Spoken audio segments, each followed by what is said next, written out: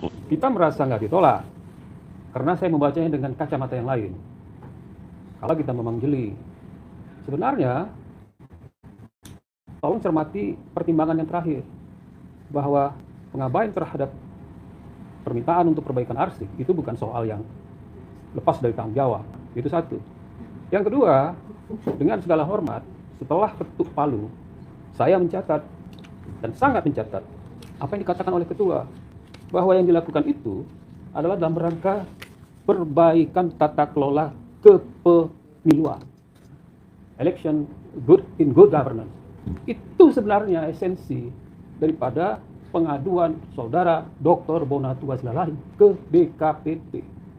Jadi secara formal itu kewenangan DKPP, tapi kita ingin sampaikan hanya satu orang, Dr. Donatua, yang telah berhasil mengangkat isu arsip ke dalam kekisruhan, lorong-lorong gelap dari tata kelola kepemiluan, tata kelola penyelenggaraan pemilu. Jadi sebenarnya secara moral, yang paling moral, hemat saya, ini perkara yang sudah dimenangkan oleh rakyat, dan kita tetap bersemangat. Nah, ini kita mengajukan bukti P11 dan P10. Oke, terkait apa itu? P11 itu Permendiknas nomor 59 tahun 2008. Pelan ya, pasal 5. Artinya legalisir ijazah itu mengacu kepada items yang eksplisit, termasuk salah satunya adalah legalisir itu harus ada tahun. Berarti itu digunakan untuk pemilu 2009. Untuk semua, sampai sekarang masih berlaku. Masih berlaku. Nah, yang kedua, ada yang namanya undang-undang. Undang, bahasa Inggrisnya Act. Bukan peraturan di bawah undang-undang. Undang-undang nomor 30 tahun 2014, pasal 73, ayat 4, B, bukti sama dengan analog seperti dalam Permendikbud nomor 59.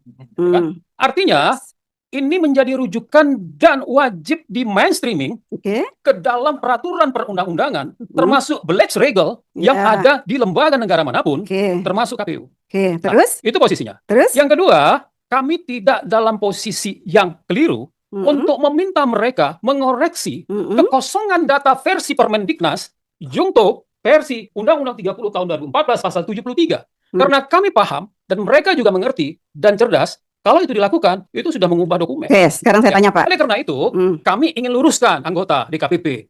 Bukan itu poin kami. Poinnya adalah KPU sebagai lembaga negara dengan undang-undang punya tanggung jawab terhadap A to Z dokumen arsip negara di KPU. Sekarang saya tanya, sepengetahuan Bapak, apakah pada waktu pemilu 2009, kan terbit 2014, 2019, KPU tidak tunduk pada peraturan itu? Sepengetahuan Bapak. Saya tidak tahu, kita akan ajukan saksi dan ahli. Ya, gimana saudara mempermasalahkan KPU kalau Bapak, teman-teman KPU yang sekarang ini, kalau pengadu sendiri tidak mengetahui apakah mereka bekerja sesuai dengan peraturan menteri itu atau tidak? Kami sudah uji dengan putusan Komisi Informasi Publik. Apa hasilnya? Data-data yang ditutup dan karena itu menjadi objek sengketa. Baik. Jadi mohon untuk tidak, ya kan, introduksi kami dan silakan putuskan oleh DKPP. Jadi begini Pak, di dalam menuntut, ya, mempermasalahkan penyelenggara pemilu, kita kan harus jelas mendudukkan persoalannya. Apakah KPU itu bertanggung jawab yang saudara ajukan sekarang ini terhadap dokumen yang menurut para pengadu bermasalah pada waktu itu? Bertanggung jawab yang mulia. Karena yang kita uji adalah bukan penyelenggaraan pemilu, tapi adalah penyelenggara pemilu. Bagaimana? Yang menjadi objek dan kewenangan ini adalah tentang penyelenggaraan pemilu. Penyelenggaraan pemilu. Bukan penyelenggara pemilu. Bukan penyelenggara pemilu. Ya. Sementara yang diperiksa oleh DKPP itu adalah penyelenggara pemilu. Penyelenggara pemilu.